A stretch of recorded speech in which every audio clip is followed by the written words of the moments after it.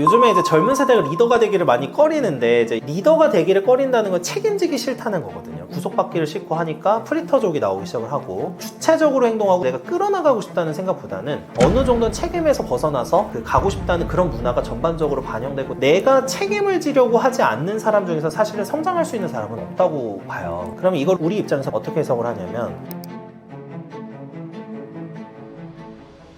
안녕하세요. 저는 인생컨닝 박종경 변호사라는 유튜브 채널을 운영하고 있는 박종경 변호사라고 하고요. 지금은 이제 10년차 변호사로 일을 하고 있습니다. 모두 다 예상하시겠지만 이제 경기 침체겠죠. 그래서 이 기준금리를 인하한 배경은 뭐 한마디로 이제 돈을 좀 유동성을 늘리겠다, 돈을 풀겠다. 제가 이제 실무에서 많이 경험하는 부분이 이런 것들이에요. 지금 이제 워낙에 자영업 좀 안 좋은 부분들이 있고, 돈이 돌지 않는다, 뭐 또 제조업도 굉장히 안 좋죠. 기본적으로 지금 현재 한국에서 많은 고용을 창출하고 있었던 업종들이 굉장히 안 좋은 부분들은 분명하고요. 이거는 제가 업무로서도 지금 체감을 많이 하고 있기 때문에 이게 굉장히 많이 느껴지고, 이런 거를 조금이나마 일단은 좀 경기를 좀 이제 살리고 재정도 확장을 하고 여러 가지 동시에 방법을 써야 되겠지만, 이 기준금리를 인하하는 것만큼 사실 이제 시중 유동성 푸는 건 없으니까 일단은 이쪽으로 한국은행이 가닥을 잡은 것 같습니다. 근데 고민이 많겠죠. 지금 가계부채 문제는 높고, 그러니까 기준금리를 인하하면 또 부동산 값을 자극할 가능성도 있고 하니까 이제 굉장히 고민을 하면서 조금씩 인하하는 느낌이 들어요. 그래서 이제 여러 가지 이제 인하한 배경은 있겠지만, 기본적으로는 지금 저희가 경험하고 있는 경기 침체가 가장 크지 않을까 이렇게 생각을 하고 있습니다.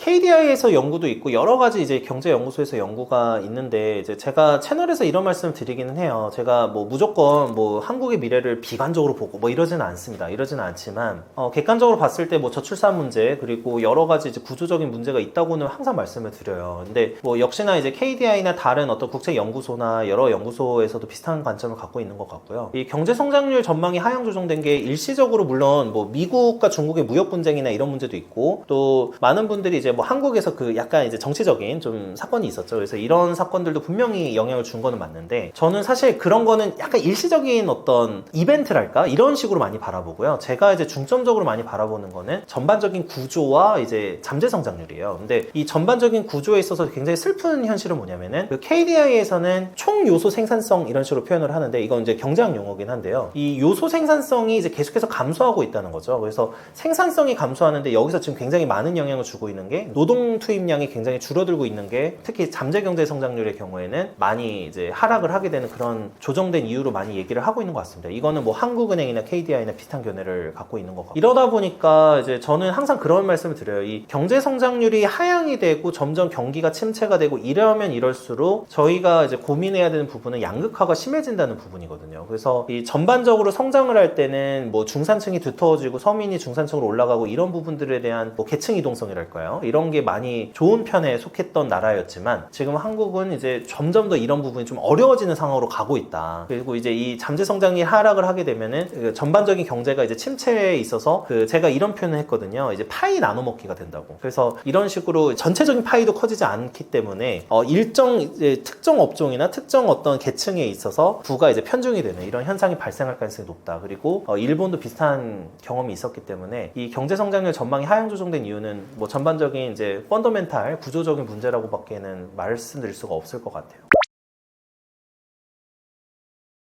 네, 일단 지금 KDI에서는 2030년대, 2040년대, 2050년대 계속해서 이제 예측을 하고 있어요. 근데 당연히 모두 예상하시겠지만 잠재 성장률 하락, 그리고 경제 성장률도 하락으로 예측을 하고 있고요. 보통 이제 경제 성장 관련 이제 예측을 할 때는 시나리오를 세 가지로 쓰더라고요. 낙관적인 시나리오, 그다음에 이제 보통 일반적인 시나리오, 비관 시나리오. 근데 낙관 시나리오일 때를 기준으로 해도 잠재 성장률이 거의 2040년대 되면은 0.8에서 0.9, 그러니까 1%도 넘지 않는 수준이 되어버리고요. 그리고 우리가 이제 보통 한국이 이제 미국을 뭔가 좀 경제적으로 추격을 하거나 뭔가 조금씩 이렇게 따라가고 근접하고 있었다라고 가정을 하면은 실제로 그렇긴 했었는데, 근데 이제는 낙관 시나리오가 아니면 일반적인 시나리오거나 비관 시나리오의 경우에는 미국과의 격차도 벌어진다. 그래서 저는 이거를 보면서 많은 생각을 했는데, 당연히 환율과 관련된 이슈를 생각을 할 수밖에 없을 것 같고요. 이제 경제 성장률이 이제 미국과도 부가도 차이가 벌어지고 오히려 성장이 미국이 더 낫다고 하면은 한국에서의 부가 미국으로 유출될 가능성이 굉장히 높겠죠. 그리고 이 경제 성장률도 이렇게 양국가를 비교를 했을 때 가장 직접적으로 비교를 해봤을 때 한국의 경제 성장률이 훨씬 더 낮다면 당연히 외국인 투자자 입장에서는 한국에 투자할 이유가 없겠죠. 그러면은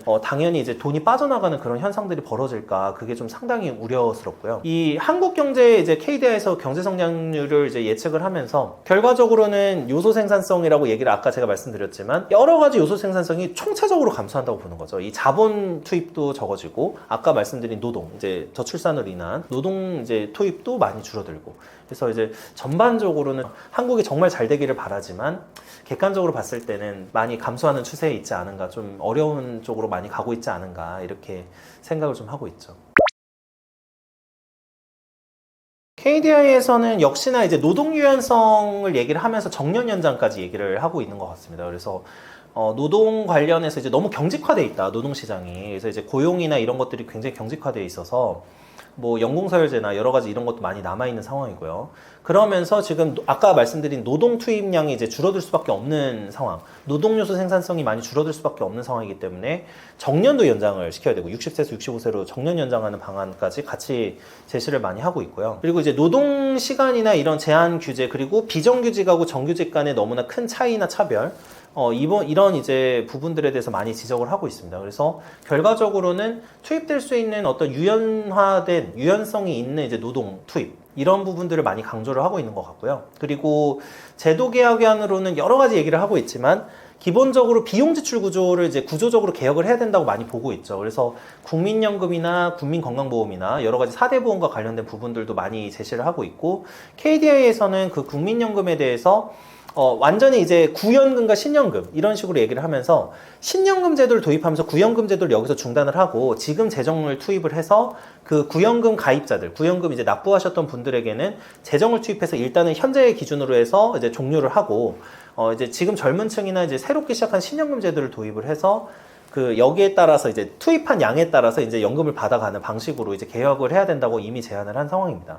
그리고 또 하나 이제 여러 가지 이제 기업의 혁신, 기업의 생산성과 관련돼서도 많은 제안을 하고 있는데 여러 가지 지금 제도 개혁안이 지금 나와 있는 상황이죠. 기업의 경우에는 확실히 이제 그 진입장벽 완화를 많이 얘기를 하는 것 같아요. 이 진입장벽 완화라는 게 규제와 관련된 얘기도 있고요.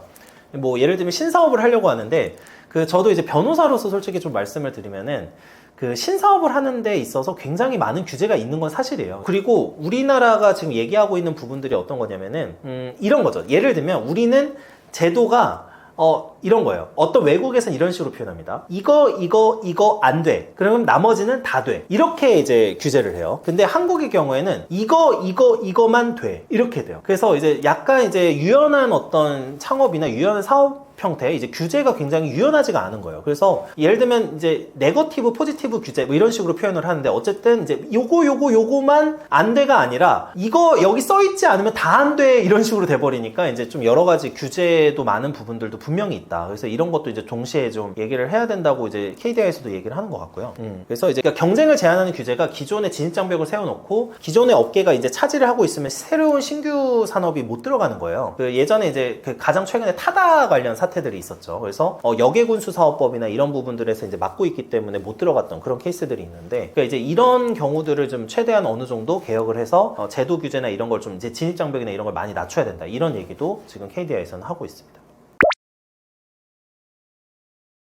지금 현재 기준으로 보면은 저는 한국이 아직도 기회가 많이 열려 있다고 생각을 해요. 왜 그러냐면은 생각보다 약간 어렸을 때 좀 좋지 않은 환경에서 계속해서 이제 성장을 할 수 있는 환경들이 많이 조성이 돼 있고, 신사업을 시작을 할 때 정부에서 지원도 많은 편입니다. 근데 예를 들면 이제 이제 유럽 같은 경우에는 실제로 이미 좀 부의 계층이 고착화된 지가 꽤 오래됐어요. 그래서 새로운 어떤 뭐 계층 역전이나 이런 부분들이 굉장히 어렵다고 많이 알려져 있고, 이제 아비투스라는 이제 도리스 메르틴의 책이 있는데 그 책에서도 그런 얘기를 합니다. 독일 사회에서도 그 교육을 받을 때 예를 들면 뭐 기술학교라든지 이런 부분에 대해서 한국은 그걸 좀 이제 장점으로 평가를 해요. 처음부터 뭐 기술학교 갈 사람, 기술직 할 친구들은 이렇게 가고 공부할 친구들은 가고, 그래서 이제 그런 지적도 저는 옳다고는 생각은 하지만, 근데 그 책에서 제안하는 건 뭐냐면은 오히려 너무 어릴 때부터 너는 기술직으로 가, 기술학교로 가. 그래서 이제 이런 식으로 진로를 정해주는 게 계층 이동이나 계층 역전에 있어서는 굉장히 좋지 않다라고 지적을 하기도 합니다. 그러니까 이게 저는 한국이 물론 이제 공부를 많이 한다고 뭐 어떤 대학이나 여러 가지 이런 얘기를 하면서 좀 이제 부정적인 부분도 분명히 있죠. 이걸 저도 모르는 건 아니지만 저는 한국 사회가 그래도 이런 공부를 하고 대학을 가고 이런 부분들이 계층 역전에 어느 정도 도움이 됐었다고 생각을 해요. 무조건 우리나라가 했던 어떤 모든 제도가 나빴던 건 아니다. 그러니까 그리고 객관적으로 봤을 때 유럽이나 미국에 비해서 저는 계층 역전이 좀 더 쉽다고 생각을 하고 있고요. 미국에서도 원래는 많은 분들이 뭐 미국이 아메리칸 드림이다 이런 얘기를 막 하시는 분들도 있기는 하지만 생각보다 이미 고착화가 많이 돼 있어서 어떤 서민 계층이나 이런 계층에서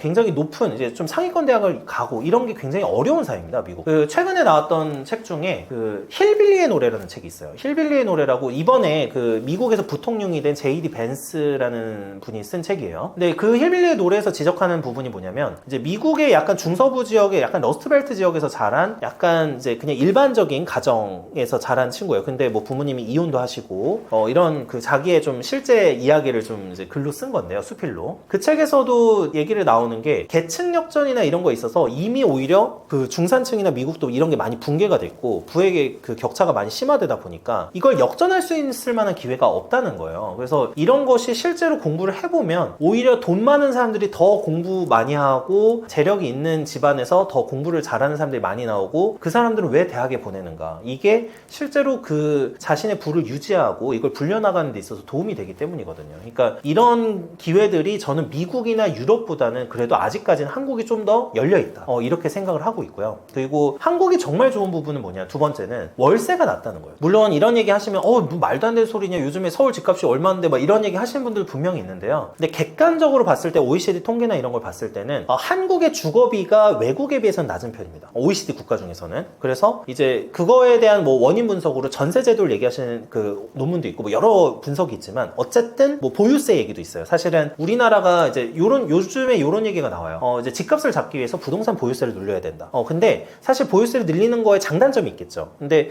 단점 중에 하나는 보유세를 늘리면 저는 월세로 전가가 될 확률이 높다고 보는 입장이거든요. 그래서 그 우리나라가 보유세가 낮기 때문에 또 월세가 저렴한 부분도 있고. 그러니까 일반적인 서민이나 중산층이 생활비로서 쓰는 비율이나 이런 게 주거비가 조금 낮은 편이기 때문에 돈을 좀 더 잘 모을 수 있다. 이런 부분을 저는 많이 말씀을 드리는 편이에요. 그래서 객관적으로 봤을 때 돈 모으기 좋은 나라가 한국이다. 저는 이렇게 생각을 합니다. 그래서 식료품 가격이나 어떤 주거비나 이런 종합적으로 생활비를 봤을 때는 생활비가 조금 낮은 편에 속하는 나라가 한국이 아닌가 이렇게 생각을 하고 있습니다. 그리고 이제 세 번째는 건강보험인데 지금 이제 향후에는 지금 건강보험이 재정이 어떻게 될지는 잘 모르겠어요, 솔직히. 그렇지만 우리나라처럼 정말 의료 시스템이나 이런 그 누구나 뭐 진료를 받을 수 있고 정말 저렴한 비용으로 받을 수 있는 그런 사람들이 굉장히 많거든요. 그래서 이런 부분들이 사실은 돈을 모으는 쪽으로 굉장히 이제 좋은 거죠. 왜냐면 의료비도 적고 그다음에 생활비도 적기 때문에 내가 이제 몸 관리만 잘하고 제대로 이제 일을 할 수 있다면은 훨씬 더 이제 부를 모으는 데 있어서는 좋은 나라고 이걸 어느 정도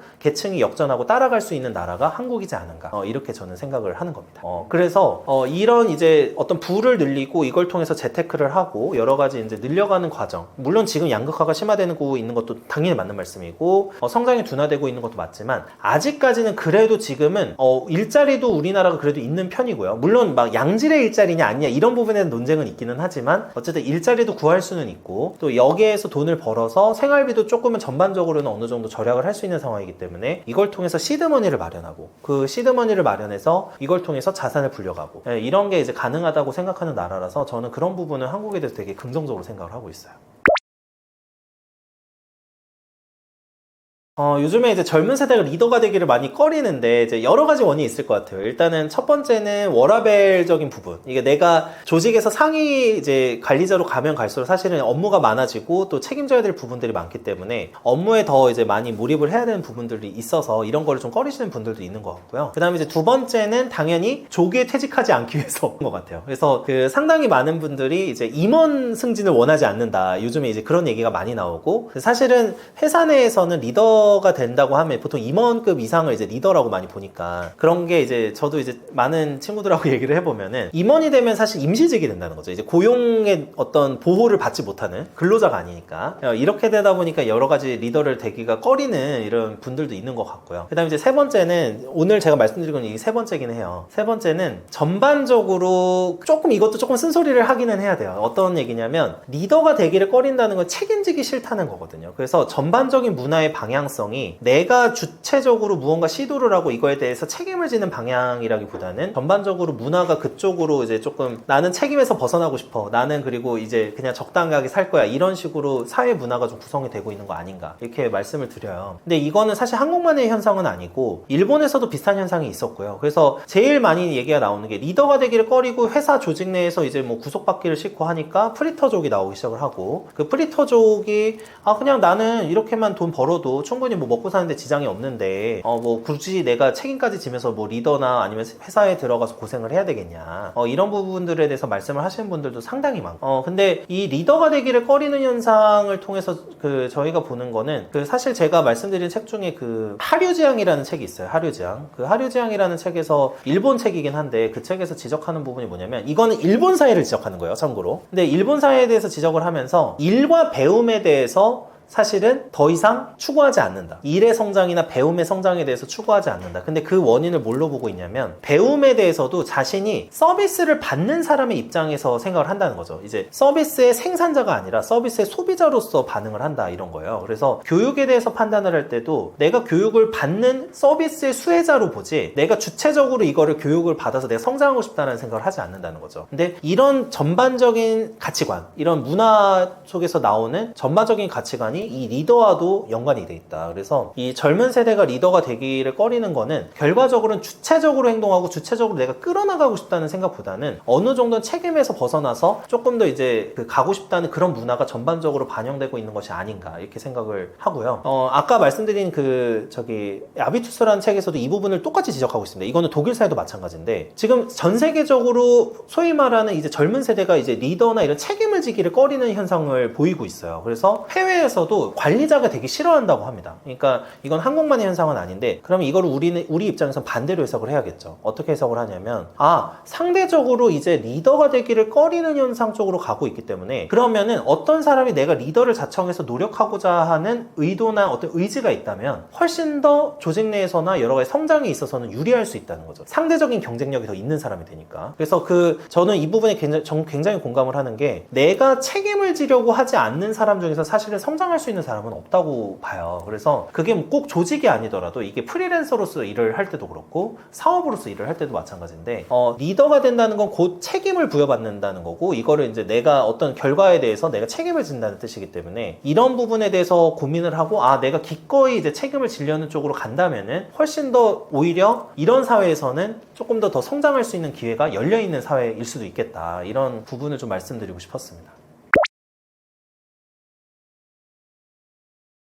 저는 이제 제가 생각했을 때는 이제 멀리 해야 될 사람들만 피해도 인생이 굉장히 풍요로워진다고 생각을 하고 있습니다. 그래서 제가 이제 멀리 해야 될 사람들에 대한 이야기를 많이 하고 있는데, 제가 생각하는 거는 크게 두 부류예요. 이제 첫 번째는 그 사람의 본 모습하고 그 사람의 실제 내면이 좀 다른 사람. 이제 보통은 이거 위선적인 사람 이렇게 표현을 할 때가 있는데요. 그 위선적이라는 거는 어떤 의미를 갖고 있냐면은 그 사람이 나에게 솔직하지 않은 어떤 면모를 계속해서 보여준다는 거죠. 그러면은 이게 그 사람이 하고 있는 말과 그 사람의 행동이 불일치하게 되니까 실제로는 내가 그 사람의 말을 듣고 행동하거나 말을 듣고 어떤 생각을 하거나 이런 영향이 있을 때 그 사람이 실제로 움직이는 패턴과 달라지는 거예요. 그러면은 그 사람이 어떤 해주는 조언이나 그 사람이 해주는 이야기가 실제로는 내 삶에 별로 도움이 안 되는 이야기인데도 그 사람의 말을 신뢰하면서 내 인생에 안 좋은 영향을 끼칠 수가 있는 거죠. 그래서 그 사람이 실제로 원하고 있는 부분하고 말이 일치하는지를 많이 보신다라고 하면은 멀리해야 될 사람, 이런 부분을 조금 캐치하실 수 있다고 생각을 하고요. 그 다음에 이제 두 번째는 제가 한 단어로 표현하면 흡혈인간이라고 해요.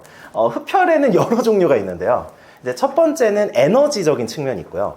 두 번째는 돈이 있습니다. 그래서 일단 첫 번째 에너지는 뭐냐면 제가 이제 가령 예를 한번 들어보면은 친구랑 만나는데 제가 예를 들면 어떤 일을 하려고 해요. 굉장히 열심히 성실하게 일을 하고 뭐 시도해보려고 노력을 하고 있는데 옆에 있는 친구가 이렇게 얘기하는 거예요. 아이, 그런 거 해봤자 어차피 돈도 안 되고 뭐 그런 거 해봤자 안 된다. 그러니까 막 이런 식의 이야기를 하는 어떤 주변 지인들이 있다고 하면은 저는 걸려야 된다고 보는 거죠. 왜 그러냐면은 내가 어떤 거를 하려고 하거나 어떤 무언가 좀 더 나은 삶을 살기 위해서 어떤 하는 행동들이 있는데 그 행동을 계속해서 그 에너지를 빼앗아 가버리는 거예요. 이게 사람이라는 게 무서운 게 옆에서 그런 얘기들을 하기 시작을 하면은 내가 맞다고 생각했던 것도 의심하기 시작해요. 그래서 의심을 하니까 이거 아닌가? 라는 생각을 하면서 계속해서 의지가 계속 떨어지는 사람들이 있거든요. 그게 일반적이고요. 그래서 이런 사람들을 최대한 멀리 해야 내가 어떤 거 뭐 노력을 하거나 뭐 재테크를 하거나 아니면 뭔가 새로운 시도를 할 때 계속해서 꾸준히 할 수 있는 상황이 되고 오히려 주변에서 이런 거를 열심히 독려해주는 그런 사람들을 만나시는 게 좋다고 생각을 하고요. 그 다음에 이제 돈과 관련된 얘기를 좀 드리면은 흡혈인간 중에 제일 대표적인 게 내 돈을 빼앗아가는 사람들이에요. 가장 대표적인 게 아주 돈 관리를 못하는 친구가 있으면 매번 와서 10만 원만 빌려줘, 뭐 20만 원만 빌려줘, 뭐 이렇게 하는 거죠. 그러면은 이런 친구들 만나면은 내가 사실 솔직히 친구 간에서 10만 원, 20만 원 뭐 빌려준다고 해서 그거 일일이 다 받기는 어렵잖아요. 그러면 계속해서 돈을 뺏기고 또 이런 부분들도 있어요. 뭐 가족들인데 내가 내 앞가림을 못하는 사람들, 밥벌이도 못하고 앞가림을 못하니까 계속 이제 가족에게 기생하면서 뭐 밥을 뭐 사달라, 뭐 아니면 무슨 뭐 용돈을 달라, 선물을 해달라, 이런 케이스들이 굉장히 많거든요. 그래서 이런 분들은 그 돈도 제가 아까 첫 번째 말씀드렸던 에너지의 관점에서 보시면 돼요. 그 돈을 벌면서 어떤 기했던 노력, 이 노력의 에너지가 사실 다 뺏기시는 거기 때문에 굉장히 이런 분들을 좀 멀리 하시면 좋겠다, 이런 생각을 좀 하고 있습니다.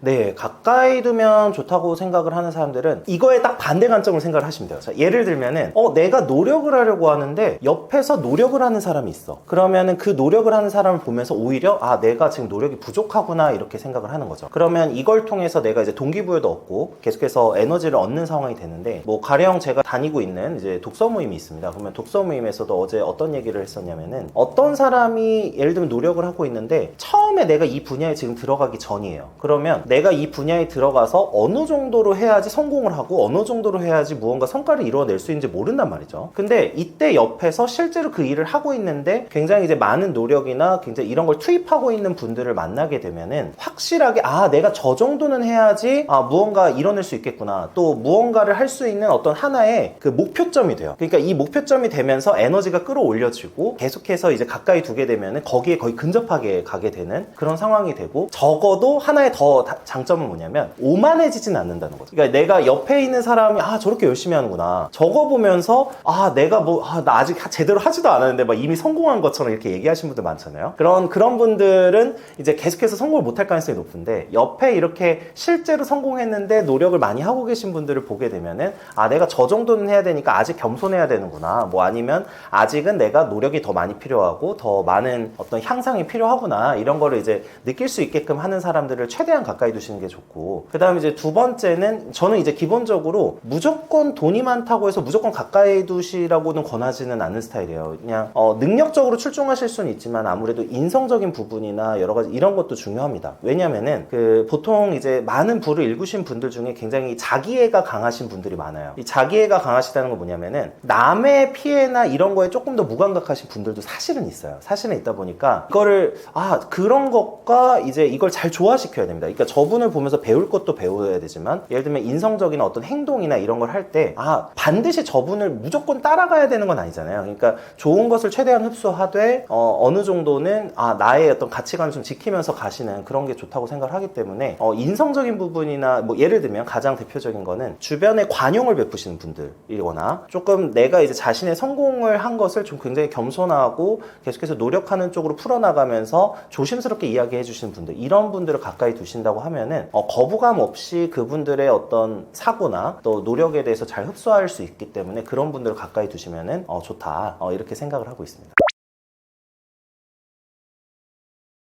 매력 있는 사람의 정의에 따라 좀 다르기는 할 것 같은데요. 이게 보통은 저는 이제 통칭하는 매력이라고 볼게요. 뭐 이성적 매력 말고 이제 일반적인 인간관계에서 매력으로 말씀을 드리면은, 일반적인 관계에서 매력 있는 사람이면 저는 크게 두 가지일 것 같아요. 일단 첫 번째는 허세 부리지 않는다. 두 번째는 겸손하지만 자신의 어떤 가치를 제대로 표현할 수 있는 사람. 이 정도로 생각을 하고 있거든요. 그래서 뭐 당연히 외모적인 부분에 이런 것도 당연히 매력이 하나고, 뭐 여러 가지 인성이나 생각이나 이런 게 다 매력이 될 수가 있는데, 그 제가 생각했을 때는 그 관용이나 허세 부리지 않는 게 그 타인에 대한 관점을 보여준다고 생각을 해요. 그리고 그런 사람들은 일반적인 관계에서 어디에 가서나 호감을 이제 좀 받을 수 있는, 호감을 가지는 사람이 많을 수밖에 없는 상황이라고 생각을 하는 게, 관용이라는 거는 사실 그 사람의 내적 수준을 보여줍니다. 뭐 예를 들면 어떤 행동을 했을 때, 어떤 다른 사람이 행동을 했는데 굉장히 좀 뭐 못난 행동을 만약에 했다고 가정을 하면은, 그 못난 행동을 보고 바로 이제 화를 분출하시는 분이, 아니면 한 번쯤 생각하게끔 관용을 이제 베풀어 주시는 분이 있는데, 그 관용을 베푼다는 것 자체가 그 사람이 이제 가진 내면이 단단하다라는 걸 의미하거든요. 보통은 사람들이 점점 더 이제 성숙해가면 성숙해갈수록 나랑 저 사람이 생각이 다를 수 있구나라는 거를 기본적으로 이해하고 있고, 그리고 저 사람을 어떻게 하면 조금 더 이제 좋은 방향으로 이제 가게끔 할까에 대한 고민을 많이 합니다. 근데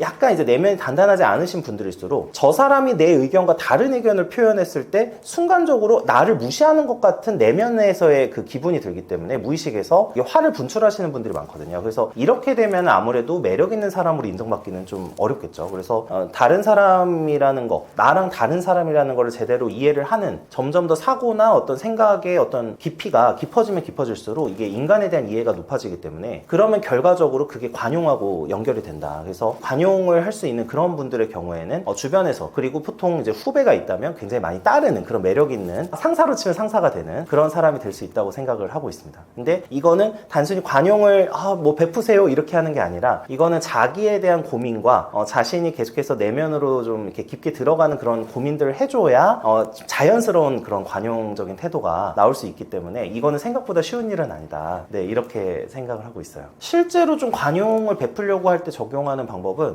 이건 제 좀 개인적인 경험을 말씀드리면은, 내가 스스로 어떤 행동을 할 때 화났던 부분들에 대해서 기록을 하는 게 있어요. 그러니까 예를 들면 내가 어떤 사람이 어떤 말을 했을 때 화가 났었지, 어떤 사람이 뭐 어떤 행동을 했을 때 화가 났었지, 그러니까 이런 식으로 이제 기록을 하다 보면은 내가 어떤 부분에 취약하고 어떤 부분에서 화가 나는지를 알 수가 있거든요. 그러면은 결과적으로는 이게 메타인지로 자기 객관화가 되면서, 내가 이런 부분에 뭐 열등감이 있거나, 뭐 아니면 이런 부분에 굉장히 민감한 사람이구나 라는 걸 느끼게 되거든요. 그러면 이거를 이제 조금 스스로 좀 약간 자기 훈련이랄까, 자기 절제하는 훈련을 할 때 내가 어떤 부분에서 화가 나고 어떤 부분에서 흥분하고 어떤 부분에서 분노를 느끼는지를 알면은 나의 약점도 알 수 있고, 그러면 그 나의 약점을 저 해결을 하면은 저는 그 관용으로 갈 수 있다고 생각을 해요. 보통은 사람들이 내가 부족하다거나 내가 약하거나 이런 부분을 누군가가 건드렸을 때 화를 많이 내거든요. 그래서 이거에 대해서, 그러니까 스스로 결국에 내 약점을 없애야지 관용을 할 수 있는 어떤 기반이 되기 때문에 그런 방식을 한번 선택해 보시면, 내가 오늘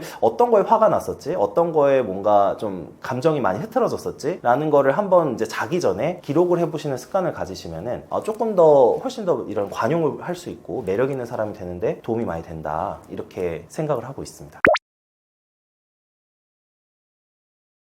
관용과 사실 여유는 거의 동의어긴 해요. 자존감을 올릴 수 있는 방법은 결과적으로는 그런 것 같아요. 뭐 많은 자기계발서에서는 뭐 조금씩 성공을 거두면 자존감이 올라간다 이렇게 표현하시는 분들도 있고, 또 어떤 분들의 경우에는 타인에게 인정받는 거 뭐 이런 식으로 이제 표현하시는 분들도 있는데, 저는 조금 어떻게 보냐면은, 내가 이제 스스로에 대해서 이제 고민을 할 때 제일 중요한 게 뭐냐면은, 내가 어떨 때 불행하고 어떨 때 행복한지를 고민하는 게 되게 중요하다고 생각을 해요. 그래서 여유가 있으려고 하면은 기본적으로 내가 그 행복한 요소들을 증가를 시키면은 여유가 생긴다고 생각을 하는 거죠. 내가 그냥 우리 그 호르몬적으로만 봐도 내가 호르몬 상태가 되게 좋은 상태라고 하면 훨씬 더 좋은 기분을 느낄 가능성이 높고, 그리고 그 좋은 기분을 느끼면은 아무래도 여유가 나올 가능성이 높잖아요. 근데 대다수의 분들은 그 호르몬이나 이런 여유와 관련해서 이제 계속해서 증감 변동이 심하신 거예요. 그러면은 이제 어떤 상황에서는 갑자기 화가 나고 어떤 상황에서는 여유를 즐기고, 이렇게 되면은 사실은 이제 전반적으로 여유가 있는 그런 자존감이 높은 높은 그런 분은 아닌 거죠. 그래서 이제 스스로 체크를 할 때 자존감과 관련돼서 얘기를 할 때는 제가 봤을 때는 그 내가 어떤 거를 할 때 행복하고 불행한지에 대해서는 일단 자기 객관화가 무조건 먼저 필요하다고 생각을 하고요. 그 다음에 이제 자존감에 대한 고민을 할 때 내가 약점으로 생각하는 부분들에 대해서 조금씩 채워가면서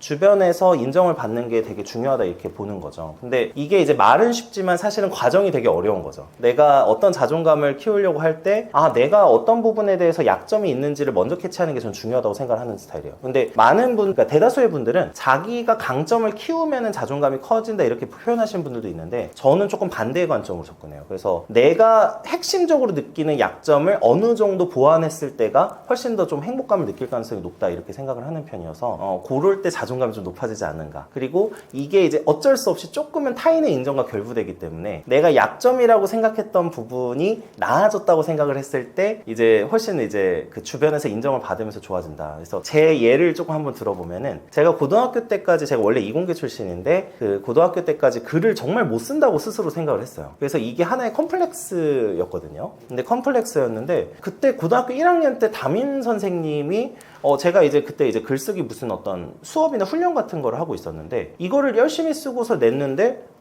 너 생각보다 글을 잘 쓰는데 이 한마디를 해주셨는데 그 다음부터 훨씬 더 이제 약점을 좀 보완하면서 이게 나아지는 그 느낌을 받으니까 좀 행복감을 느꼈었거든요. 근데 저 같은 경우에는 잘하는 거를 잘한다 소리를 들으면은 별로 그렇게 감흥이 없었어요, 솔직히. 내가 뭔가 못하는 상황이었는데 잘하는 쪽으로 가고 있구나라는 느낌이 들 때 그때 조금 자존감이 많이 높아지는 거 아닌가 이렇게 생각을 하고 있습니다. 그래서 결론적으로 보면은 저는 장점을 개발하는 쪽보다는 약점을 보완하고 개선시키면서 느끼는 효용감, 이게 이제 자존감에 굉장히 좋은 영향을 준다. 이렇게 요약을 드릴 수 있을 것 같아요. 다양한 사람 만나보는 게 좀 저는 정확하게 표현드리면은 어떤 분에겐 장점이고 어떤 분에겐 단점이에요. 이게 왜 그러냐면은 사람이 결국에는 어떤 다양한 사람을 만나는 것 자체로 성장하지는 않더라고요. 제가 고민했을 때는 그 다양한 사람을 만나는 게 나에게 도움이 되는 방식으로 하려면은 원래 그런 부분에 대해서 심도 있게 고민을 했어야 돼요. 근데 거기에 맞는 사람을 만났을 때 이렇게 이제 딱 영감을 받으면서 좋아지시는 분들이 되게 많거든요. 그리고 주변에서 이제 좋은 영향을 받을 수 있는 분들을 만나려면 평소에 그런 분들과 대화를 할 수 있는 수준이 돼야 되는데, 그래서 사람에 따라서 단순히 제가 어떤 분이 이런 말씀 하시더라고요. 다양하게만 만나면은 사람이 성장을 하는 거 아니냐 이렇게 말씀하시는 분이 있었어요. 근데 저는 그렇게 보진 않아요. 이게 유용한 경험이나 의미 있는 경험이 되려면은 제가 이런 얘기 들 때가 있어요. 뉴턴이 예전에 사과가 떨어지는 걸 보면서 만유인력의 법칙을 깨달았다 이런 얘기 했었잖아요. 근데 저는 이렇게 생각을 했거든요. 뉴턴은 항상 그런 부분에 대해서 고민을 하고 있었고 사색을 했고 허리 터지게 엄청 고민을 할 때 그 현상을 봤기 때문에 그게 연결이 됐었던 거지, 그냥 길을 걸어가다가 대부분의 사람들은 사과가 떨어지는 걸 보면서 만유인력의 법칙을 생각하진 않는다는 거죠. 그러니까 사람도 똑같다고 생각을 하는 게 평소에 어떤 부분을 고민하고 실제로 그 부분에 대해서 되게 치열하게 어떤 생각을 했었던 사람이 그런 다양한 사람을 만났을 때 그때 이제 그 다양한 사람의 어떤 이야기나 경험이 도움이 되는 거죠. 그래서 이럴 때는 도움이 되지만 그냥 무분별하게 무조건 다양한 사람을 만난다고 해서 제가 봤을 때는 유용하거나 반드시 도움이 된다 이렇게 보지는 않고요. 오히려 반대인 경우도 많이 봤어요. 저는 그 다양한 사람을 만난다고 하면서 예를 들면 제가 뭐 서민층이다, 근데 제가 아주 막 많은 부를 얻지 못한 상황에서 막 부자를 만났어요. 그러면 이상하게도 이제 부자의 그 장점을 배우고 지금 흡수해서 내가 이제 열심히 살아야 되는 상황인데 부자의 소비 패턴이나 그 겉으로 보이는 습관만 배우는 거죠. 이게 깊은 고민이 없으면 그렇게 되는데, 그러니까 어디 가서 그냥 밥만 비싼 거를 먹고, 그리고 뭐 예를 들면 여가 생활만 비싼 걸 하고, 그러니까 이런 식이 될 수가 있는 거죠. 그래서 어느 정도 그 사람이 내 삶에 대해서 고민을 하고 있을 때 다양한 사람을 만나면서 이제 사색을 하고 좀 통찰을 얻어보고 성찰을 하고 이런 거는 도움이 되지만, 그냥 무분별하게 아무나 그냥 다 만난다고 해서 모든 사람이 도움이 되고 이런 거는 아닌 것 같다. 그리고 오히려 이제 근묵자극이란 말을 제가 되게 좋아하는데, 안 좋은 분을 만나서 안 좋아지는 경우도 많아요. 다양한 사람을 만난다고 해서 안 좋은 분을 만나기도 해요. 그러니까 기본적으로 내가 사람을 보는 눈도 있어야 되고, 기본적으로 고민하던 부분도 있어야 되고, 이런 게 있어야지 이제 많은 다양한 사람 만났을 때 크게 도움이 되고 성장하는 데 도움이 되지 않나 이렇게 생각을 하고 있죠.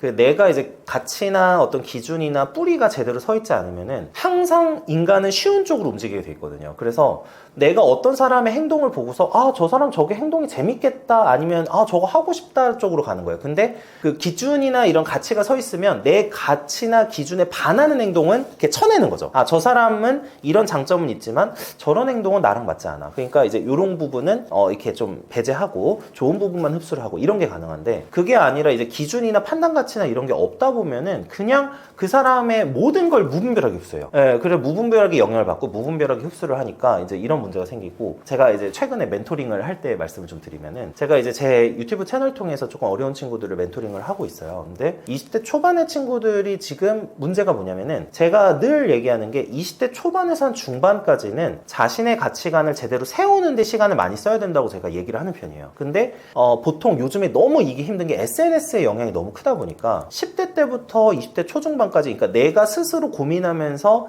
내 향후에 어떤 삶을 살지에 대한 좀 가치를 제대로 정하고 기준을 세워야 되는 시점에 너무나 많은 정보에 노출이 되는 거예요. 그래서 이러다 보니까 예를 들면 뭐 SNS에서 부자들의 삶 보면서 나도 부자 되고 싶어 이렇게 되는 거예요. 근데 부자가 왜 돼야 됐냐, 뭐 왜 돈을 벌어야 됐냐, 이런 부분에 대한 고민을 하기보다는 그냥 내가 노출되는 영상, 노출되는 어떤 컨텐츠 이런 거를 딱 영향을 바로 받아버리니까 자신만의 기준을 세우지 못한 상황에서 무분별하게 영향을 받는 거죠. 그러니까 이렇게 되면은 제가 봤을 땐 최악이라고 생각을 하고, 그러면은 계속해서 모든 삶이 뭐 20대 후반이든 30대가 돼서든 막 흔들린다. 그래서 내가 이거 조금 하다가 1, 2년 하다가 옆에서 저거 좋아 보이네, 그러니까 저걸 하고, 그러니까 이런 식의 되는 게 이런 이제 뿌리나 가치관이 없기 때문에 그렇게 되는 경우가 많다, 이렇게 생각을 하고 있죠.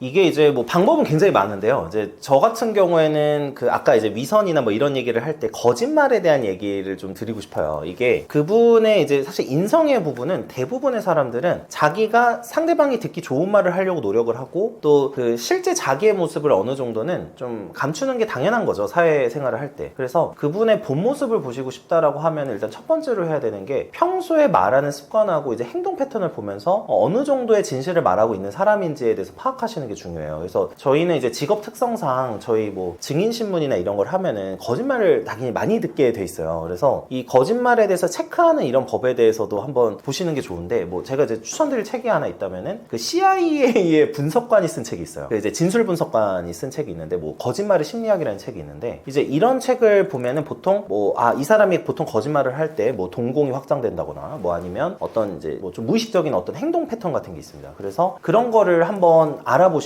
그런 걸 한번 제대로 좀 익혀놓거나 공부를 해놓으시면 분명히 인생에서 도움이 되거든요. 자기가 이제 좋은 사람을 어떤 판단하는 데 있어서. 그래서 이런 부분도 한번 고민을 해보시면 좋겠고요. 그 다음에 이제 두 번째는 그 사람의 삶과 이제 인생이 일치하는가, 이렇게 이제 보시면 되는데, 예를 들면 이런 거죠. 어떤 분이 이런 얘기를 해요. 나는 돈이 중요하지 않아. 뭐 아니면 어떤 분이 나는 그냥 뭐 일 지금 되게 만족해. 뭐 이런 식으로 얘기를 했다고 치면은 근데 실제로 그 사람이 일을 끝내고 나왔을 때 표정과 일을 끝내고 나왔을 때 어떤 상황 같은 거, 그리고 난 돈은 필요 없어라고 하면서 뒤에서는 다른 막 어떤 투자를 막 열심히 하고 계세요. 그러면은 저 사람은 실제로는 돈을 원하는데 이제 밖에서 나와서는 뭐 돈이 중요하지 않다고 하는구나, 이런 거를 이제 알아챌 수 있는 방법들이 있는 거죠. 그래서 뭐 예를 들면은 제가 그 소개팅이나 이런 걸 할 때 느끼는 거, 이제 조금 그 뭐 그냥 예전에, 지금은 결혼했는데요, 이제 예전에 소개팅을 할 때 조금 얘기를 드리면은, 저는 사실 조금 미리 도착해 있는 거 좋아해요. 왜 그러느냐면 그 사람이 카페에서 걸어 들어오는 모습부터 봅니다. 그 걸어 들어오는 모습과 어떤 행동 거지나 이 걷는 자세부터 그 사람이 평소에 살아왔던 어떤 그게 좀 어느 정도 보일 수가 있어요. 뭐 가령 제가 남자분들한테 조언 드리는 게 이런 거예요. 제발 거북목하고 이렇게 말려 들어가 있는 거잖아요, 어깨가. 워낙에 이제 평소에 그 컴퓨터 생활을 많이 하게 되면은 이렇게 되시는 경우가 많아요. 실제 변호사도 그런 경우가 많아요. 왜냐면 서면 작업을 많이 하니까. 근데 이 평소의 자세가 상당히 그 사람의 평소 모습하고 생활 패턴을 보여줍니다. 예를 들면 거북목이 많다는 거는 집에서 평소에 컴퓨터를 굉장히 많이 하는 작업을 할 가능성이 높아요. 그리고 이렇게 하는 것도 마찬가지고요. 그래서 평소에 이제 걸음걸이나 이런 것부터 그 사람의 자신감이나 생활 습관이나 여러 가지 패턴을 어느 정도 알 수 있으니까 그런 것부터 좀 보시는 연습을 하시는 게 굉장히 좋고, 그 다음에 이제 두 번째는 말하는 습관인데요. 이 말하는 습관이, 제가 이제 조금 얘기를 하자면 나는 솔로라는 프로그램이 있어요. 이 나는 솔로라는 프로그램을 보면은 그 사람들은 본인은 느끼지 못하지만 말하는 대하는 습관이 분명히 배어 있어요. 그 뉘앙스, 어떤 특정 단어 표현, 이런 걸 통해서 그 사람이 평소에 어떤 이야기를 나누고 있는지를 알 수가 있거든요. 사람은 진짜 정말 솔직한 게 평소에 보고 들은 대로 얘기하게 돼 있습니다. 이거는 절대 불변이에요. 그래서 어떤 자리에서 정말 한두 시간은 숨길 수 있지만 이게 시간이 길어지면 길어질수록 평소에 언어 습관하고 이런 게 그 사람이 평소에 관심 있는 요소, 그리고 관심 있는 분야, 그리고 이제 평소에 말하고 있고 소통하고 있는 사람, 이런 걸 종합적으로 보여줄 수가 있어요. 그래서 예를 들면 말하는 태도 같은 거는 예를 들면 상대방을 살짝씩 무시한다거나 경멸하는 어떤 언어 습관이 있다, 뭐 내가 잘났다고 스스로 생각하는 습관이 있다, 이런 거를 캐치할 수 있는 훈련을 하시면은 굉장히 배우자를 선택하실 때도 아니면 주변 사람들을 선택하실 때도 도움이 많이 됩니다. 근데 좀 추가하자면은 안타까운 건 뭐냐면 저는 삶에서 필요한 기술들이 있다고 생각을 해요. 삶에서 필요한 기술들이 있는데 우리가 대학교 가려고 굉장히 많은 시간을 뭐 초중고등학교, 뭐 심지어 요즘에 뭐 유치원 때부터 준비를 하잖아요. 이 초중고등학교 거의 12년에 가까운 시간을 대학 입시에 쓰고 또 취업까지 생각을 했을 때는 한 뭐 대학교 4년에 뭐 이제 추가하면 엄청난 많은 시간을 씁니다. 근데 실제로 정말 중요한 어떤 삶을 살아가는 스킬이 저는 인간을 파악하는 능력하고 그리고 실제로 어떤 대화를 하고 어떤 식으로 얘기를 하고 이런 게 되게 중요하다고 생각하거든요. 근데 상대적으로 많은 분들이 여기에는 시간을 쏟지 않으세요. 그리고 인생에서 굉장히 중요한 요소인 이제 배우자나 내 연인을 고를 때도 평소에 공부하듯이 뭐 예를 들면 막 제가 이제 변호사 준비할 때 하루에 10시간씩 공부를 한다. 10시간씩 사람에 대해서 고민하거나 되게 파악하려고 노력하시는 분들은 많지 않다는 거죠. 근데 실제 행복이나 실제 삶의 성공과 관련해서는 저는 이 부분에 조금 더 집중을 하는 게 훨씬 더 삶이나 이런 거에 행복에 있어서는 되게 중요하고 주요하다, 이렇게 생각을 하고 있거든요. 그래서 이쪽에 많은 시간과 노력을 저는 쓰시는 걸 항상 권하고 있어요. 그런 말씀 많이 해주세요. 이미 뭐 너는 저기 변호사 됐고 뭐 이러니까 그런 걸 고민할 수 있는 거 아니냐 이렇게 말씀하시는 분이 있는데 반대로 생각하시는 게 전 좋다고 생각해요. 왜냐하면은 예를 들면 변호사가 안 되셔도 상관없어요. 가령 예를 들면 어떤 분이 사업을 하시거나 어떤 분이 만약에 뭐 돈을 버시거나 자기가 원하는 일을 하시려고 할 때 가장 먼저 해야 되는 거는 그 사람을 내 편으로 끌어들이는 거예요. 그러니까 이거를 먼저 하시면 변호사가 안 돼도 저보다 훨씬, 저는 성공한 사람 아니에요. 근데 솔직히 말하면 아직은 노력하는 사람이 성공한 사람 아닌데 훨씬 더 빠르게 성공하실 수가 있어요. 그래서 이제 주변에서 보면은 공통적으로 성공하신 분들이나 어떤 되게 행복도가 높으면서 여러 가지 직업적 성과도 올리시는 분들의 공통적 특징이 뭐냐면은 사람을 잘 본다는 거예요. 그리고 그 사람을 자기 자신의 편으로 끌어들이는 거에 굉장히 고민을 많이 합니다. 그래서 제가 이제 책 하나 또 추천드리자면은 어떻게 원하는 것을 얻는가, 그 책에서는 뭐라고 얘기를 하냐면 내가 아무리 내면이 단단하고 훨씬 더 훌륭한 사람이라고 하더라도 외부 사람들과 어떤 식으로 교류하고 어떤 식으로 표현하는지에 따라서 굉장히 성과가 달라진다, 이런 얘기를 해요. 그래서 이런 방식을 고민하는 게 사실 제가 말한 그 공부라는 거죠. 왜냐면 제가 너무나 안타까운 분들이 있어요. 정말 내면 단단하고 정말 훌륭한 분들인데도 그 주변에서 이걸 알아보지 못하시는 분들이에요. 그러니까 이런 분들은 그런 걸 훈련하는 게 되게 유효한 거죠. 그리고 그런 걸 알아봐 줄 수 있는 사람과 교류하는 거를 또 선택을 해야 되는 거고. 그러니까 이런 고민을 사실 하는 게 저는 훨씬 더 행복도에는 많은 영향을 준다고 생각하고, 제가 아는 분도 인생의 주요 가치관이 보통은 어떤 금전적인 어떤 경제적인 의식주와 관련된 거하고 인간관계, 그리고 어떤 자아, 그러니까 이렇게 세 가지로 보시는 분들이 있어요. 이러면은 이 세 가지의 핵심은 뭐냐면은 결과적으로는 타인의 인정을 받을 수 있느냐가 어느 정도 영향을 줍니다. 돈의 경우에도 그렇고 인간관계도 그렇고 자아도 그렇습니다. 그러니까 이거는 좀 자아에 대한 성찰은 결국에 타인과의 어떤 그 소통을 통해서 나오거든요. 그래서 이제 이런 거를 동시에 볼 때 주변 사람들과 어떤 식으로 대화를 하고 어떤 식으로 관계를 맺어야 되지? 이거에 대해서 고민을 하면은 반대로 성공이 오히려 따라올 수도 있다. 이렇게 저는 보는 거죠. 그리고 공부를 하는 시간 당연히 중요한데요. 당연히 중요한데 요 시간에서 한 10시간 공부를 하셨었다고 하면은 1시간 정도는 사람에 대해서 고민하고 사람에 대해서 공부하는, 그러니까 요런 식으로 시간만 활용을 하셔도 훨씬 더 좀 풍요로운 삶을 사실 수 있지 않을까, 이렇게 저는 생각을 하는 거죠. 좋은 분들과 이제 좋은 인간관계를 맺기 위해서는 이제 기억해야 될 태도가, 저는 항상 이제 겸손이라고 생각을 해요. 왜냐면 내가 잘났다라고 표현하는 순간 상대방에게는 무조건 안 좋은 인상을 주게 돼 있습니다. 그래서 항상 이제 내가 아는 게 전부가 아니다라는 생각을 하면서 사람을 대하고 그 사람을 이제 존중하는 태도를 가진다고 하면은 이 세상에는 존중받고 싶어 하는 사람이 많지 존중하고 싶어 하는 사람은 상대적으로 드물거든요. 그래서 많은 분들이 존중을 받고 싶어 하기 때문에 내가 그 사람을 존중하고 제대로 대한다면은 훨씬 더 좋은 인간관계를 맺을 수 있다. 그리고 그 속에서 중요한 거는 내가 어떤 사람을 제대로 판단하고 어떤 사람인지를 알아갈 수 있는 능력이 중요하다. 왜냐면 모든 사람이 그렇게 하면은 사실은 안 좋은 사람이 올 수도 있거든요. 그러니까 이제 이런 거는 좀 조심하시되 기본적으로는 겸손과 관용 이런 게 이제 기본적으로 좋은 인간관계를 맺는 데는 제일 핵심이다. 이렇게 말씀드리고 싶습니다. 제가 부끄럽지만 좀 책을 내게 됐어요. 제가 채널에서 말했던 내용도 있고 이제 아직 말씀드리지 않았던 내용도 책으로 담은 내용이 있는데 제가 아까 이제 독서를 뭐 돈이 안 드는 취미라고 이렇게 얘기를 하면서 말씀드리기도 하고 또 그냥 여러 가지 측면에서 독서에 대해서 장점을 좀 말씀드리고 싶기는 했어요. 이제 어떤 거냐면 저 약간 이제 좀 어려운 삶을 살고 계신 분들을 기준으로 봤을 때 독서라는 거는 삶에서 많은 시행착오를 줄여줄 수가 있습니다. 그래서 이 시행착오를 줄여준다는 거는 내가 같은 시간이 있으면 그러니까 시간은 한정적이잖아요. 어떤 사람에게도 부여된 시간은 한정적인데 책을 통해서 직접적으로 경험 못했더라도 간접적으로 경험을 하면서 내가 어느 정도의 방향성을 좀 설정을 할 수 있고 그러면 내가 일일이 시도해보면서 모든 걸 경험하면서 이제 시간을 쓸 수가 없기 때문에 상대적으로는 조금 시간을 절약하는 효과를 줄 수 있다고 생각을 해요. 그래서 이 책에 대해서 물론 제 책도 사랑해주시면 정말 감사하고 하지만 제 책이 아니더라도 좀 독서를 많이 하셨으면 좋겠어요. 이 독서를 통해서 많은 분들이 훨씬 더 많은 방향성과 배움을 얻고 이걸 통해서 훨씬 더 현명한 의사결정을 할 수 있다고 저는 믿기 때문에 이 부분에 대해서 고민을 한번 해보셨으면 정말 좋겠다는 생각을 하고요. 그리고 이제 제 책에서는 주로 이제 내용은 아까 이제 일에 대한 거나 마인드셋에 대한 내용도 담았고 제가 어려웠었던 시절이 조금 있었어가지고 그 부분에 대한 이야기를 나누면서 인간관계는 또 어떻게 해야 되는지 그리고 초반에 어떤 무언가 성장을 하기 위해서는 어떤 마인드셋을 가져야 되는지에 대한 이야기를 좀 많이 합니다. 그래서 좀 현실적인 이야기를 많이 하는 편이기 때문에 혹시 이런 이야기에 관심이 있으신 분들 그리고 오늘 제 영상에서 이런 이야기들에 대해서 관심이 있으신 분들은 한번 이제 구매해서 읽어주시면 정말 감사하겠습니다.